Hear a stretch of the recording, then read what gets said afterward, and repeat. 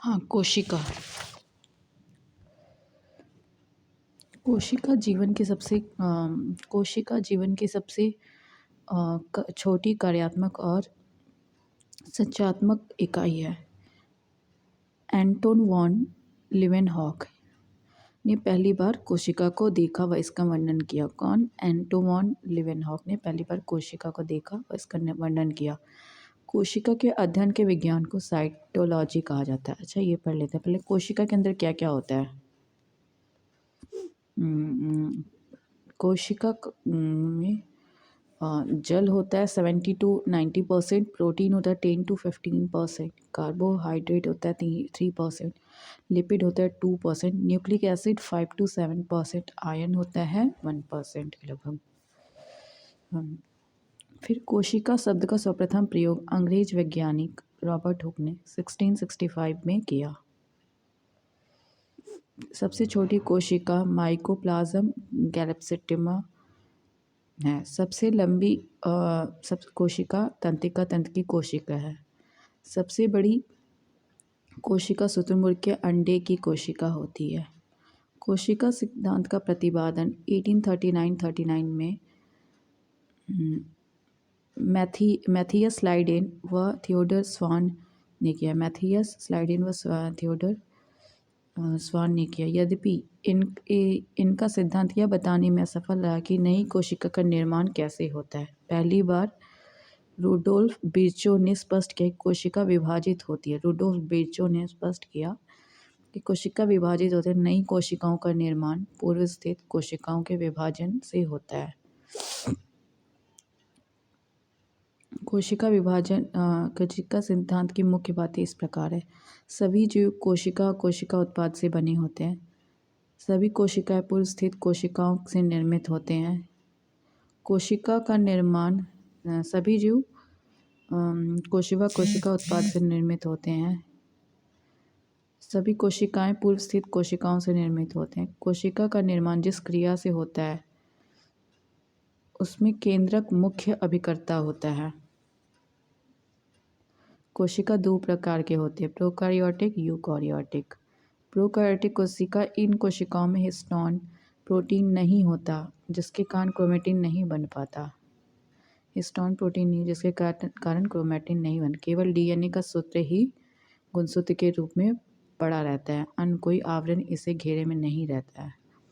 अतः केंद्रक नाम की कोई विकसित कोशिका इसमें नहीं होती है। जीवाणु और नीलहरित शैवाल में ऐसे ही कोशिकाएं मिलती हैं। यूकार्योटिक, इन कोशिका में दोहरी झिल्ली के आवरण केंद्रक आवरण के से घिरा सुस्पष्ट केंद्रक पाया जाता है जिसमें डीएनए व हिस्टोन प्रोटीन के संयुक्त होने से बनी क्रोमैटिन तथा इसके अलावा केंद्रिका होती है। इन कोशिकाओं में दोहरी झिल्ली आवरण केंद्रक आवरण से घिरा सुस्पष्ट केंद्रक पाया जाता है जिसमें डीएनए व हिस्टोन प्रोटीन के संयुक्त होने से बनी क्रोमैटिन तथा इसके अलावा केंद्रिका होते हैं। प्रोकार्योटिक और यूकार्योटिक में अंतर। प्रोकार्योटिक और यूकार्योटिक। प्रोकार्योटिक में प्रोटीन और कार्बोहाइड्रेट की बनी होती है। प्रोकार्योटिक प्रोटीन और कार्बोहाइड्रेट की, और यू वाले में सेल्यूलोज की बनी होती है। माइटोकॉन्ड्रिया अनुपस्थित होता है, इसमें उपस्थित होता है यू वाले में। एंडोप्लाज्मिक रेटिकुलम अनुपस्थित होता है, इस यू वाले में उपस्थित होता है। राइबोसोम 70 प्रकार के होते हैं और ये 80S प्रकार के होते हैं। गोल्गी कॉय अनुपस्थित होते हैं, इसमें गोल्गी कॉय अनुपस्थित होता है, इसमें उपस्थित होता है। केंद्रक झिल्ली अनुपस्थित होता है, इसमें उपस्थित होता है। राइजोसोम अनुपस्थित होता है, यू वाले में उपस्थित होता है। डीएनए एकल सूत्र में, इसमें पूर्ण विकसित व दोहरे सूत्र में। कशभिका केवल एक तंतु होती है, कुल 11 तंतु होती है। केंद्रिका अनुपस्थित उपस्थित होता है। सेंट्रल अनुपस्थित होता है, इसमें उपस्थित होता है। श्वसन प्लाज्मा झिल्ली द्वारा होता है, माइटोकॉन्ड्रिया द्वारा होता है। लिंग प्रजनन नहीं पाया जाता है। प्रकाश संश्लेषण थायलेकाइड में होता है, क्लोरोप्लास्ट में होता है। कोशिका विभाजन अर्धसूत्री प्रकार का, अर्धसूत्री या समसूत्री प्रकार का होता है। अब कोशिका के मुख्य भाग, मेन पार्ट ऑफ सेल। कोशिका भित्ति, सेल वॉल ये केवल पादप कोशिका में पाया जाता है। ये सेलुलोज का बना होता है। ये कोशिका को निश्चित आकृति आकार बनाए रखने में सहायक होता है। जीवाणु का कोशिका भित्ति पेप्टिडोग्लिन का बना होता है। पेप्टिडोग्लिन के बना होता है। कोशिका झिल्ली कोशिका के सभी अवयव एक पतली झिल्ली के द्वारा घिरे रहते हैं। इस झिल्ली को कोशिका झिल्ली कहते हैं। कोशिका के सभी अवयव एक पतली झिल्ली के द्वारा होते हैं। इस झिल्ली को कोशिका झिल्ली या सेमी पेरिबल मेम्ब्रेन होता है। इसका मुख्य कार्य कोशिका के अंदर जाने वाले और अंदर से बाहर आने वाले पदार्थों का निर्धारण करना होता है। कोशिका झिल्ली लिपिड की बनी होती है। कोशिका झिल्ली लिपिड की होती है। यह लिपिड घटक फॉस्फोग्लाइड के बने होते हैं। ये लिपिड घटक फॉस्फोग्लिसराइड के बने होते हैं। बाद में जैव रासायनिक अनुसंधान से स्पष्ट हो गया है कि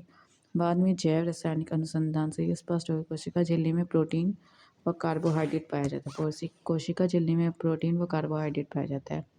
कोशिका झिल्ली का उन्नत नमूना 1972 में सिंगर और निकोलसन द्वारा प्रतिपादित किया गया। कोशिका झिल्ली का उन्नत नमूना 1972 में सिंगर व निकोलसन द्वारा प्रतिपादित किया, जिसे तरल क्रेमेर नमूने के रूप में स्वीकार किया गया।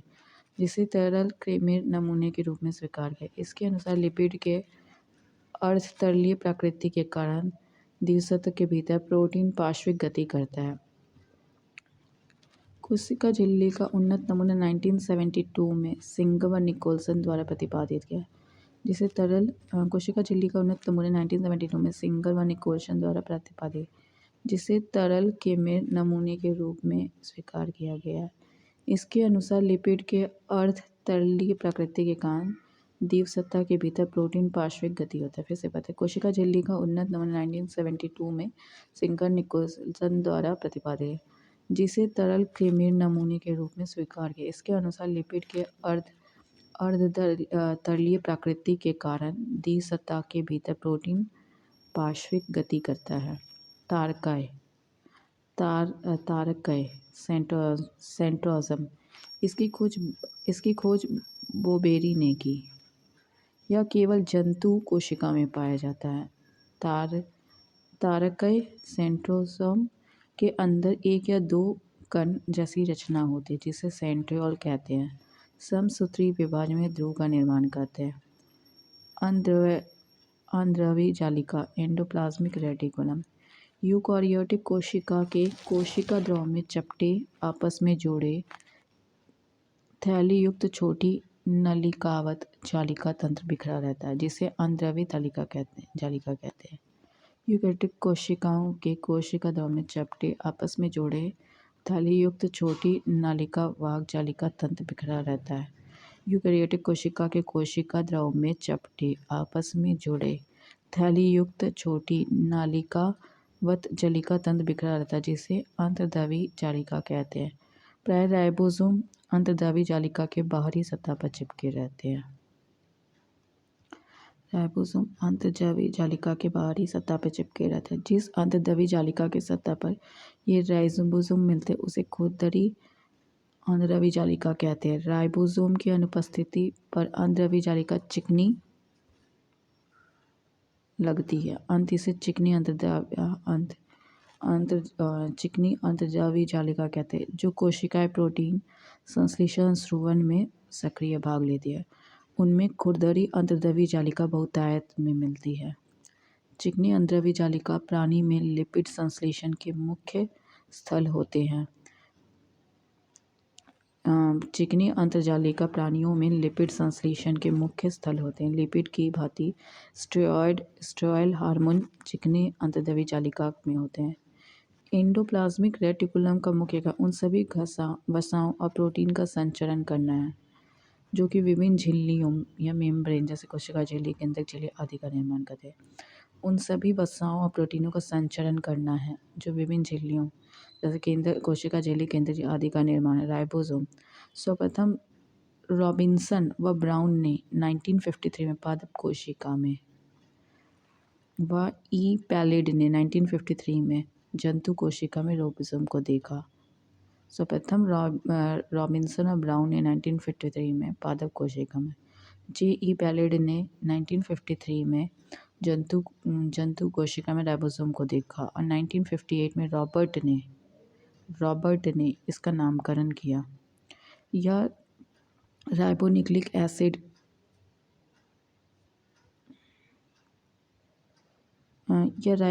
एसिड नामक अणु और प्रोटीन की बनी होती है। यह प्रोटीन संश्लेषण के लिए उपयुक्त स्थान प्रदान करती है, अर्थात ये प्रोटीन का उत्पादन स्थल है। इसलिए इसे प्रोटीन की फैक्ट्री भी कहा जाता है। राइबोसोम केवल कोशिका द्रव में नहीं बल्कि हरित लवक, सूत्रकणिका एवं खुरदरी अंतर्प्रदव जालिका में होती है। राइबोसोम केवल कोशिका द्रव में नहीं बल्कि हरित लवक, सूत्रकणिका, खुरदरी अंतर्प्रदव जालिका में भी मिलते हैं। यूकैरियोटिक राइबोसोम 80S व प्रोकैरियोटिक 70S प्रकार के होते हैं। यहाँ पर S स्वेडवर्गस इकाई अवसान गुणांक को प्रदर्शित करती है। यह अप्रोक्ष रूप से आकार और घनत्व को व्यक्त करती है। स्तनी के लाल रुधिर में राइबोसोम और अंतःप्रव जालिका नहीं पाया जाता है। राइबोसोम नहीं पाया जाता है। लाल रुधिर कण द्वारा प्रोटीन संश्लेषण नहीं होता है। लाल रुधिर कण द्वारा प्रोटीन संश्लेषण नहीं होता है। माइटोकॉन्ड्रिया, इसकी खोज अल्टमैन ने 1886 में किया। वेंडा ने इसका नामकरण माइटोकॉन्ड्रिया दिया। यह कोशिका का श्वसन स्थल है। कोशिका में इसकी संख्या निश्चित नहीं होती है। ऊर्जायुक्त कार्बनिक पदार्थ का ऑक्सीकरण माइटोकॉन्ड्रिया में होता है, जिसकी काफ़ी मात्रा ऊर्जा प्राप्त होती है। इसलिए ऊर्जायुक्त कार्बनिक पदार्थ का ऑक्सीकरण माइटोकॉन्ड्रिया जिसकी काफ़ी मात्रा ऊर्जा प्राप्त होती है, इसलिए माइटोकॉन्ड्रिया को कोशिका का शक्ति केंद्र कहते हैं। इसे कोशिका का इंजन भी कहते हैं। इसे यूकैरियोटिक कोशिकाओं के भीतर प्रोकैरियोटिक कोशिका माना जाता है। माइटोकॉन्ड्रिया के आधात्री में एकल वृत्ताकार डीएनए अणु माइटोकॉन्ड्रिया के आधात्री में एकल वृत्ताकार डीएनए अणु व कुछ आरएनए राइबोसोम्स माइटोकॉन्ड्रिया के आधात्री में एकल वृत्ताकार डीएनए अणु कुछ आरएनए राइबोसोम्स 70S और प्रोटीन संश्लेषण आवश्यक घटक मिलते हैं। माइटोकॉन्ड्रिया विखंडन द्वारा विभाजित होता है। डीएनए के केंद्रक के अलावा माइटोकॉन्ड्रिया और हरित लवक में पाया जाता है। डीएनए केंद्रक के अलावा माइटोकॉन्ड्रिया और हरित लवक में पाया जाता है। गोल्गी कॉइल्स, इसकी खोज कैमिलो गोल्गी इटली के जो है नामक वैज्ञानिक ने की। यह सूक्ष्म नलिकाओं के समूह थैलियों का बना होता है। गोल्गी कॉम्प्लेक्स में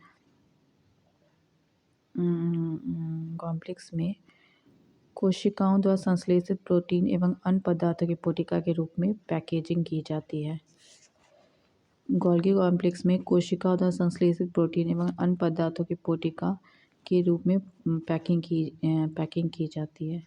ये पोटिकाएं गंतव्य स्थान पर उस पदार्थ को पहुंचा देती है। यदि कोई पदार्थ कोशिका से बाहर स्रावित होता रहता है, उस पदार्थ वाली पोटिकाएं उसे कोशिका झिल्ली के माध्यम से बाहर निकलवा देती है। गोल्गी काय में कोशिका द्वारा संश्लेषित प्रोटीन और अन्य पदार्थों की पोटिका के रूप में पैकिंग की जाती है। ये पोटिका गंतव्य स्थान पर उस पदार्थ को पहुंचाए। यदि कोई पदार्थ कोशिका से बाहर स्रावित है तो उस पदार्थ वाली पोटिका उसे कोशिका झिल्ली के माध्यम से बाहर निकलवा देती है। इस प्रकार गोल्गी काय को हम कोशिका के अणुओं का यातायात प्रबंधन भी कह सकते हैं। या कोशिका भित्ति या लाइसोसोम का निर्माण भी करते हैं। गोल्गी कॉम्प्लेक्स में साधारण शर्करा से कार्बोहाइड्रेट का संश्लेषण होता है, जो राइबोसोम में निर्मित प्रोटीन से मिलकर गाय को प्रोटीन बनाता है। गोल्गी काइस ग्लाइकोलिपिड का निर्माण करता है। गोल्गी काइस ग्लाइकोलिपिड का भी निर्माण करता है।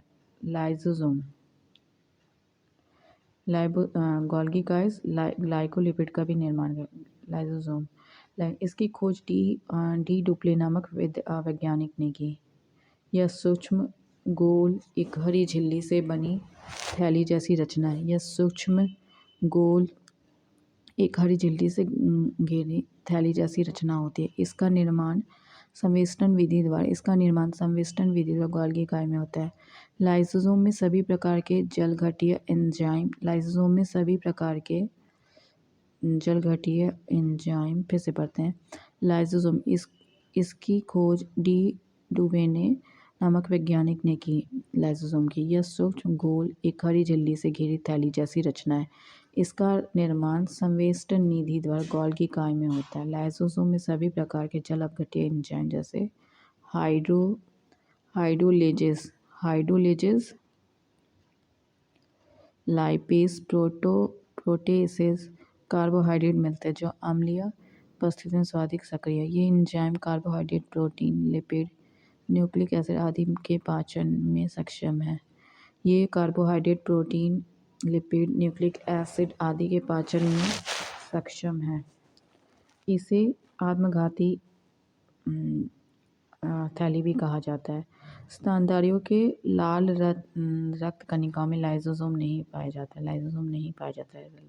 आरबीसी में लाइसोसोम नहीं पाया जाता। लवक यह केवल पादप कोशिका में पाया जाता है। यह 3 प्रकार के होते हैं। हरित लवक, अवर्णी लवक, हरित लवक मतलब क्लोरोप्लास्ट, अवर्णी मतलब ल्यूकोप्लास्ट, वर्णी लवक मतलब क्रोमोप्लास्ट। हरित लवक यह हरा रंग का होता है क्योंकि इसके अंदर एक हरे रंग का पदार्थ क्लोरोफिल होता है। इसकी सहायता से पौधा प्रकाश संश्लेषण करता है, भोजन बनाता है। इसलिए हरित लवक को पादप कोशिका का रसोई घर कहते हैं। इसमें राइबोसोम पाया जाता है। पत्तियों का रंग पीला उनमें कैरोटीन निर्माण के कारण होता है। अवर्णी लवक यह रंगहीन लवक होता है। यह पौधे के उन भागों की कोशिकाओं में पाया जाता है जो सूर्य के प्रकाश से वंचित होती हैं, जैसा जड़ों में, भूमिगत वनों में आदि में भोज्य पदार्थों का संग्रहण करने वाले लवक। फिर वर्णी लवक ये रंगीन लवक होता है जो प्राय लाल, पीले, नारंगी रंग के होते हैं।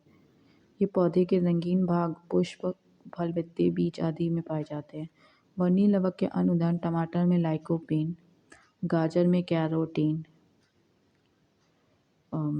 चुकंदर में बीटानिन। नोट: वनस्पति के परमाणु किरणों के दुष्प्रभाव से बचाने वाला वर्णक है फाइकोसाइनिन। वनस्पति को पराबैंगनी किरणों के दुष्प्रभाव से बचाने वाला वर्णक है फाइकोसाइनिन। रसधानी वैक्यूल्स यह कोशिका की निर्जीव रचना है। इसका तरल पदार्थ भरी होती है।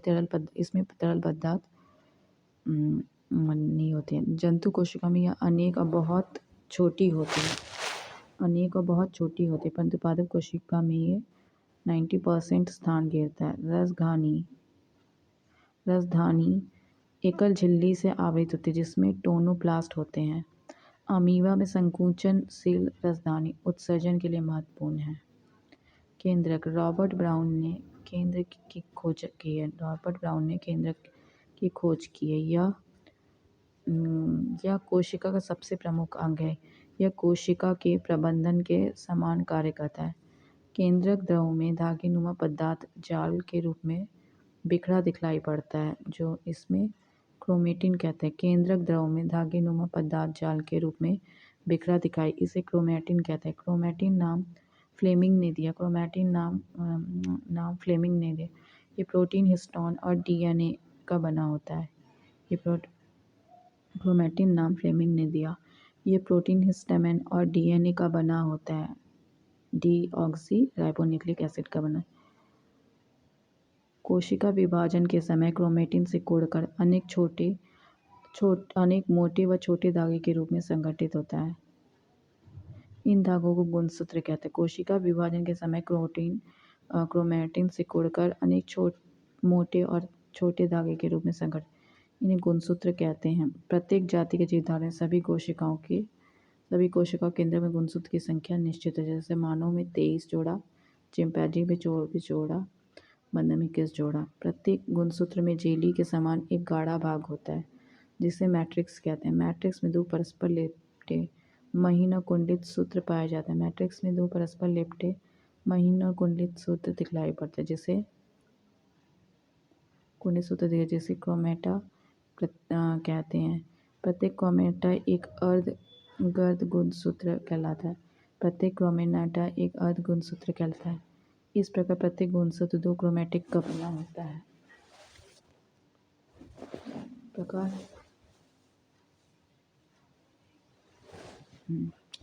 प्रत्येक क्रोमेटा एक अर्धसूत्रीय क्रोमेटिक का कहलाता है। इस प्रकार प्रत्येक गुणसूत्र 2 क्रोमेटिक का बना होता है। दोनों क्रोमेटिक एक निश्चित स्थान पर एक दूसरे से जुड़े होते हैं, जिसे सेंट्रोमियर कहते हैं। गुणसूत्रों पर बहुत से जीन स्थित होते हैं, जो एक पीढ़ी से दूसरी पीढ़ी तक लक्षणों को हस्तांतरित करते हैं, हमारे आनुवंशिक गुणों के लिए उत्तरदायी होते हैं। चूँकि ये जीन गुणसूत्रों पर स्थित होते हैं, गुणसूत्रों के माध्यम से ही पीढ़ी से पीढ़ी हस्तांतरित है, इसलिए गुणसूत्रों को वंशागति का वाहक कहा जाता है। क्रोमेटिन के अलावा केंद्रक में एक सघन गोल रचनाएं दिखलाई पड़ती हैं। इसमें इसे केंद्रिका कहते हैं। इसमें राइबोसोम के लिए राइबोन्यूक्लिक एसिड का विश्लेषण होता है। आरएनए, डीएनए और आरएनए की संरचना। डीएनए की संरचना में अधिकांश मात्रा केंद्रक में होती है। यदि कुछ मात्रा माइटोकॉन्ड्रिया और हरित लवक में भी होती है। डीएनए पॉलीन्यूक्लाइड चेन होते हैं। पॉलीन्यूक्लाइड चेन तो न्यूक्लियोटाइड को न्यूक्लियोसाइड और फॉस्फेट में डिवाइड कर सकते हैं, और न्यूक्लियोसाइड को शुगर और बेस में डिवाइड करते हैं। क्षार, डीएनए में उपस्थित क्षार 4 प्रकार के: एडेनिन, ग्वानिन, थाइमिन तथा साइटोसिन। डीएनए में अनुसंख्या के आधार पर एडेनिन सदैव थाइमिन के साथ, साइटोसिन सदैव गुआनिन के साथ जुड़ा रहता है। एडेनिन और थाइमिन के बीच 2 हाइड्रोजन आबंध और साइटोसिन और गुआनिन के बीच 3 हाइड्रोजन आबंध होते हैं। 1953 में जे.डी. वॉटसन और क्रिक ने डीएनए के द्विकुंडलित संरचना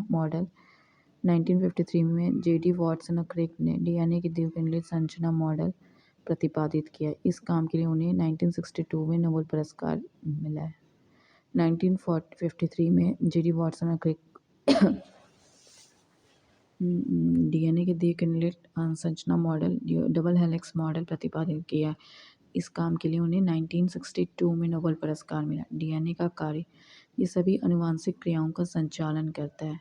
जीन इसकी इकाई है। ये प्रोटीन संश्लेषण को नियंत्रित करता है। प्रयोगशाला में सर्वप्रथम डीएनए का संश्लेषण हरगोविंद खुराना ने किया। आरएनए का निर्माण, डीएनए से ही आरएनए संश्लेषण होता है। इस क्रिया में डीएनए की एक श्रृंखला पर आरएनए की न्यूक्लियोटाइड आकार जुड़ जाती है। डीएनए की एक श्रृंखला पर आरएनए की न्यूक्लियोटाइड आकार जुड़ जाती है। इस प्रकार एक अस्थायी डीएनए आरएनए का निर्माण होता है। इसमें नाइट्रोजन बेस थाइमिन के स्थान पर यूरेसिल होता है। कुछ समय बाद आरएनए की समजात श्रृंखला अलग हो जाती है। आरएनए 3 प्रकार के हैं: आरआरएनए, टीआरएनए, एमआरएनए। आरआरएनए ये राइबोसोम पर लगे रहते हैं और प्रोटीन संश्लेषण में सहायता। टीआरएनए यह प्रोटीन संश्लेषण में विभिन्न प्रकार के अमीनो एसिड को राइबोसोम पर लाते हैं। ये प्रोटीन संश्लेषण विभिन्न प्रकार के अमीनो एसिड पर राइबोसोम पर लाते हैं, जहाँ से प्रोटीन बनता है। प्रोटीन बनने की अंतिम क्रिया को ट्रांसलेशन कहते हैं। एमआरएनए मैसेंजर के केंद्रक के बाहर विभिन्न आदेश लेकर अमीनो अणु को चुनने में मदद करते हैं। केंद्रक के बाहर विभिन्न आदेश लेकर अमीनो अणु को चुनने में मदद करता है। डीएनए आरएनए में बंध, इसमें डीऑक्सीराइबोज सकरा होता है। इसमें राइबोज सकरा होता है। इसमें बेस एडेनिन, ग्वानिन, थाइमिन और साइटोसिन है। इसमें बेस थाइमिन की जगह यूरेसिल आ जाता है। यह मुख्यतः केंद्र का कोशिका दोनों में पाया जाता है। पादप और जंतु कोशिका में अंतर, इसमें कोशिका भित्ति, पादप में कोशिका भित्ति पाई जाती है, इसमें अनुपस्थित रहती है। पादप में लवक पाई जाती है, इसमें अनुपस्थित रहते हैं। पादप में सेंट्रोसोम अनुपस्थित रहता है। तारक इसमें सेंट्रोसोम उपस्थित रहता है। वैक्यूल्स बड़ी होती है पादप में, इसमें छोटी होती है। इसका आकार लगभग आयताकार होता है, इसका आकार लगभग वृत्ताकार होता है। कोशिका विभाजन सेल डिवीजन की सर्वप्रथम 1855 में बेचाव ने देखा। कोशिका का विभाजन 3 प्रकार से होता है: अर्धसूत्री विभाजन, समसूत्री विभाजन व अर्धसूत्री विभाजन। अर्धसूत्री नहीं, पहला असूत्री विभाजन। असूत्री विभाजन, यह विभाजन अविकसित कोशिकाओं जैसे जीवाणु, नीलहरित शैवाल, ईस्ट, अमीबा, प्रोटोजोआ में होता है। समसूत्री विभाजन की प्रक्रिया को जंतु कोशिकाओं में सबसे पहले जर्मनी के जीव वैज्ञानिक वाल्मियर फ्लेमिंग ने 1879 में देखा। उन्होंने ही सन 1882 में इस क्रिया को माइटोसिस नाम दिया। वाल्थेर फ्लेमिंग ने। यह विभाजन कायिक कोशिका सोमैटिक सेल में होता है। अध्ययन की सुविधा के लिए समसूत्री विभाजन को 5 चरणों में बांटते हैं। अंतरावस्था इंटरफेज, पूर्वावस्था प्रोफेज, मध्यावस्था मेटाफेज, पश्चावस्था एनाफेज, अंत्यावस्था टेलोफेज। इस विभाजन के फलस्वरूप एक जनक कोशिका पैरेंट सेल से 2 संतति डॉटर सेल का निर्माण। प्रत्येक संतति कोशिका में गुणसूत्र की संख्या जनक कोशिका के बराबर होती है। समसूत्री विभाजन की पश्चातता सबसे छोटी होती है, इसमें केवल 2 से 3 मिनट समाप्त हो जाती है। समसूत्री विभाजन की पश्चातता सबसे छोटी होती है, इसमें केवल 2 से 3 मिनट में समाप्त हो जाती है। अर्धसूत्री विभाजन, फॉर्मर और मूरे ने कोशिकाओं में अर्धसूत्री विभाजन नाम दिया। अर्धसूत्री विभाजन की खोज वीजमैन ने की थी, लेकिन सर्वप्रथम विस्तृत अध्ययन स्ट्रॉसबर्गर ने 1888 में किया। यह विभाजन जनन कोशिकाओं में होता है। अर्धसूत्री कोशिका विभाजन निम्न 2 चरणों में पूरा होता है: अर्धसूत्री 1, अर्धसूत्री 2। अर्धसूत्री 1 में कोशिका गुणसूत्रों की संख्या आधी रह जाती है, इसलिए इसे न्यूनकारी विभाजन रिडक्शन डिवीजन भी कहते हैं। अर्धसूत्री प्रथम विभाजन में 4 अवस्थाएं होती हैं: prophase, metaphase, anaphase, telophase. Telophase 1, prophase, metaphase, anaphase, telophase 1। Prophase 1 सबसे लंबी अवस्था होती है, जो कि 5 अवस्थाओं में पूरी होती है: लैप्टोटीन, ज़ाइगोटीन, पैकिटीन, डिप्लोटीन, डाइगिनेस। लैप्टोटीन गुणसूत्र उलझे हुए पतले धागे की तरह दिखाई पड़ते हैं, इन्हें क्रोमेटा कहते हैं। गुणसूत्र की संख्या द्विगुणित डिप्लॉयड होती है। जाइगोटीन समजात गुणसूत्र एक साथ होकर जोड़े बनाते हैं, इसे सिनेप्सिस कहते हैं। सेंट्रियोल एक दूसरे से अलग होकर केंद्रक के विपरीत ध्रुवों पर चले जाते हैं। प्रोटीन और आरएनए संश्लेषण के फलस्वरूप केंद्रक बड़ी हो जाती है। पैकेटीन प्रत्येक जड़ों के गुणसूत्रों में छोटे मोटे हो जाते हैं। प्रत्येक जोड़े के गुणसूत्र छोटे और मोटे हो जाते हैं। द्विज का प्रत्येक सदस्य अनुदैर्घ्य रूप से विभाजित होकर 2 अनुजात गुणसूत्रों या क्रोमेटिड में बंट जाते हैं। इस प्रकार 2 समजात गुणसूत्रों के एक द्विज से अब 4 क्रोमेटिड बन जाते हैं। इसमें 2 मातृ और 2 पितृ क्रोमेटिड होते हैं। कभी कभी मातृ और पितृ क्रोमेटिड या ज़्यादा स्थान पर एक दूसरे से क्रॉस करते हैं। ऐसे बिंदु पर मातृ और पितृ क्रोमेटिड टूट जाते हैं एवं क्रोमेटिड का टूटा हुआ भाग दूसरे क्रोमेटिड के टूटे स्थान से जुड़ जाता है। ऐसे बिंदु पर मातृ और पितृ क्रोमेटिड टूट जाते हैं और क्रोमेटिड का टूटा हुआ भाग दूसरे क्रोमेटिड के जुड़ जाता है। इसे क्रॉसिंग ओवर कहते हैं और इस प्रकार जीन का नए ढंग से वितरण होता है, अर्थात जीन विनिमय पैकेटिंग अवस्था में होता है। इस क्रिया को रिकॉन्सिनेंस एंजाइम भाग लेते हैं। क्रॉसिंग ओवर हमेशा नॉन स्टिक क्रोमेटिड के बीच होता है। डिप्लोटीन समजात गुणसूत्र अलग होने लगते हैं, परंतु जोड़े के परंतु जोड़ों के दो सदस्य पूर्ण रूप से अलग नहीं होते, क्योंकि वे कहीं कहीं एक दूसरे से एक के रूप में उलझे रहते हैं। ऐसे स्थानों को काईजिमेटा कहते हैं। काईजिमेटा की औसत संख्या को बारंबारता फ्रीक्वेंसी कहते हैं। काईमेटा का अत्यकरण हो जाता है। डाइकिनेसिस केंद्रक कला व केंद्रिका लुप्त हो जाती है। अर्धसूत्री विभाजन फेज 2 अर्धसूत्री विभाजन 2 समसूत्री विभाजन के समान होता है। अर्धसूत्री विभाजन में एक जनक कोशिका से 4 संतति कोशिका का निर्माण होता है। 4 संतति कोशिका का निर्माण होता है। समसूत्री और अर्धसूत्री में डिफरेंस अंतर समसूत्री में यह विभाजन सोमैटिक सेल में होता है, कायिक कोशिका में होता है। यह अर्ध वाले में यह विभाजन जनन कोशिकाओं में होता है। फिर सम में होगा, इस विभाजन कम समय लगता है, इस विभाजन में अधिक समय लेता है। इस विभाजन के द्वारा एक कोशिका से 2 कोशिकाएं बनती है। इस विभाजन से कोशिका 4 कोशिकाओं का निर्माण होता है।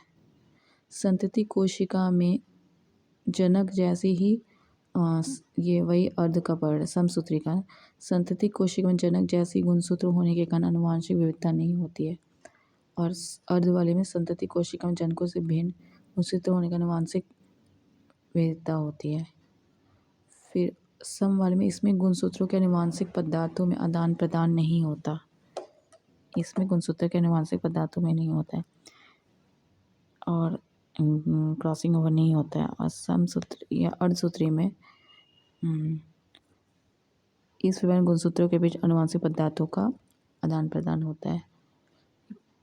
इसमें प्रोफेज अवस्था समसूत्री में प्रोफेज अवस्था छोटी होती है और सूत्री में प्रोफेज अवस्था लंबी होती है। Thanks for watching.